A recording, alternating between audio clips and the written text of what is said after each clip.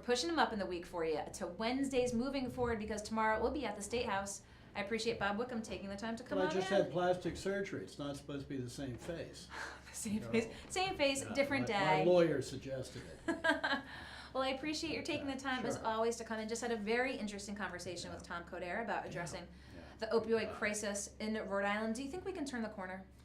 Well, I think it's going to take a long time because the origins of this really go back to the 90s when a company called Purdue, owned by the Sackler family, promoted the idea that there were these new opiates that were not dangerous, that they, be very difficult to get addicted to these things if you took them according to the prescription, to the directions. But in fact, because they're opium based, they're addictive. And so there's this great con promoted by the Sackler family and its company Purdue that this stuff is safe. So this got into the hands of millions and millions of people, and a lot of the physicians went along with this too. Partly to get them out of their office. They don't have much time, 15 minutes maybe per patient. And somebody came in complaining about their back or this or that, and they'd read the marketing stuff from the Sackler's company. And said, okay, here's There's a lot of incentives for doctors to do so by sure, Big Pharma yeah, as well. Absolutely. Do you think that they've been read the Riot Yeah. Act? Do you think that the pharmacological and the medical community over the past few years, again, knows that they can't be giving these out like candy? Not entirely, no. I think they're worried. Obviously, they're under some legal stress now from a plethora of lawsuits that have been launched by private groups as well as, I believe, some states. But no, I think this is I hate to say it, a very greedy culture. And if you can make a lot of money selling this stuff, you'll sell the stuff. And I think it's very difficult to pull these pull back this kind of marketing of dubious drugs, and now with at least with aspects of the Trump administration's deregulation program, I think it could actually get worse. Well, we'll see what happens. Tom Codera and I did discuss about the opioid commission and what they are doing or not doing. And speaking of healthcare, GoLocal wrote today about the implications of lifespan now being a conversation with Care New England and partners, really breaking it down. I mean, as we pointed out, this is the big industry in Rhode Island that this has major implications. Yeah, it's not a very healthy sign that this is the major industry in Rhode Island, but we'll take any industry we can get. I suppose the hockey puck industry, whatever, or the horseshoe crab industry. However, it is the biggest one. The way I look at this news that came out yesterday, that Partners, which is the behemoth of Boston in healthcare, which owns Mass General, Peter Brigham, Dana-Farber, what else? McLean's Hospital, the great psychiatric. They can't expand anywhere in Boston, as we've talked about. That's right, because they've been kind of pushed out of expanding more in Boston because they use their pricing power to jack up prices a lot. And I remember a few years ago, the Boston Globe did a multi-part series on their pricing, on their some of it approaching price gouging, and then did an analysis of outcomes and found outcomes of the cheaper places, like Cooley Dickinson Hospital out in the western part of the state were better. They're actually better. But people love the Harvard connection. This is a snob thing. Hey, I'm having my bypass done by some Harvard professor of cardiology at the Peter Brigham. So, what was your sense when you heard lifespan interjected in the conversation? What was your spidey sense? Is there an overall cohesive strategy here in the state, or is this just? No, I don't think. I think this is reactive. I think the people running Lifespan Care New England would like golden parachutes. I think that has something to do with it, because if Partners comes in and buys them, they'll get piles of money to retire. So that's very attractive. The other thing, the sort of the economics are pushing this. You've got this tremendous density and wealth of healthcare resources in Boston, which you and I know is one of the great healthcare centers of the world, one of the top 3 or 4 or 5. You've got tremendous resources up there, and there's be great temptation to use those economies of scale and that expertise, intensity, and so on to treat people up there. That doesn't mean there aren't great clinicians down here. There are, but the economics of it, the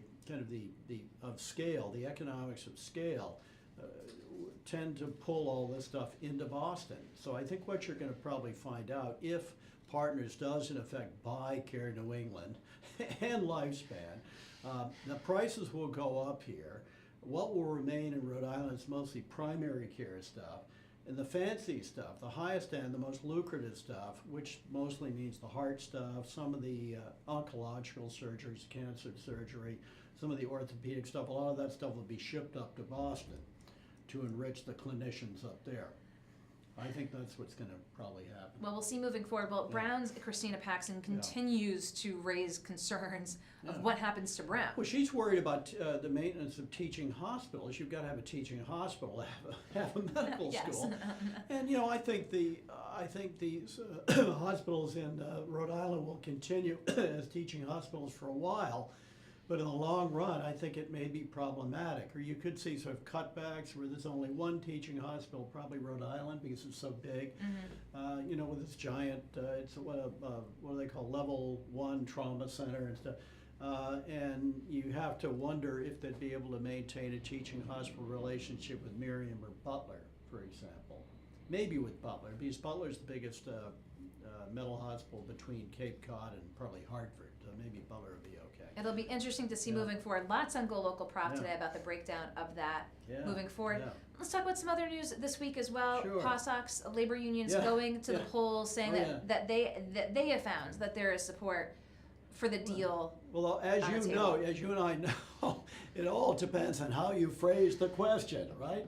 So are there leading questions? I don't know. My sense, just from reading over the last few months, talking to people, still the majority of people in Rhode Island do not want the state to pay one dime for this thing.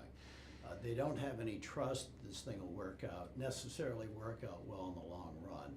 I think if they do get the financing, everybody will wish them well. Everybody loves the Red Sox, everybody loves the POSOX, but I think most people are opposed to this. And I have to say, the economic impact of this thing has really been exaggerated. I've read a lot of studies about stadiums, and I think the best analogy I can think of is this would have the effect of putting up a medium-sized department store. Well, as we were talking about POSOX and the healthcare industry in the green room before you came in, what do you have on tap for your column this weekend? Well, what do we have on tap? A couple of funny things, maybe funny. Well, not really funny. I see hospital says, I see the cheat sheet here. You don't get to see the cheat sheet. I mean, you could read High Church Slavonic. Anyway, something about the decline of trust in American society is exemplified by LL Bean pulling back its lifetime guarantee. I don't know if you've heard that. Oh, yes, big news. Big news. Change because people are cheating them.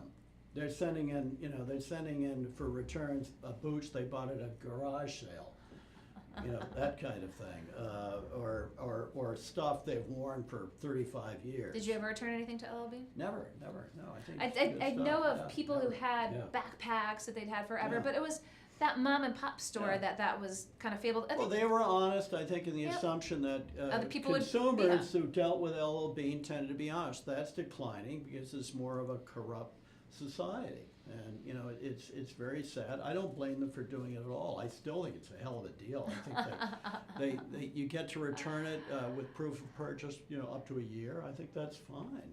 So I think that says something. I'm also asking that Elizabeth Warren, aka Pocahontas, submit to a DNA test about her Native American ancestry. Now, DNA tests are not always good, but that would be a good start. Have you done Ancestry.com? I have, yeah. My older sister has done it. There were a couple of surprises there, which I'm not at liberty to tell you about. Well, you can read all this and more this weekend when Bob Whitcomb has his column on Sundays on GoLocal, the best weekly read around. I always appreciate your coming in here to talk. It's a pleasure. We'll see you next Wednesday. Or maybe, if I see you in the halls of the State House tomorrow. Something could happen. You can come on in. Bye-bye. Bob Whitcomb, thank you very much.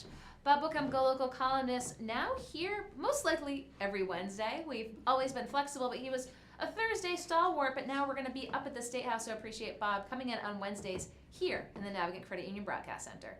Don't go anywhere. We'll be back with our next guest here in 1 minute.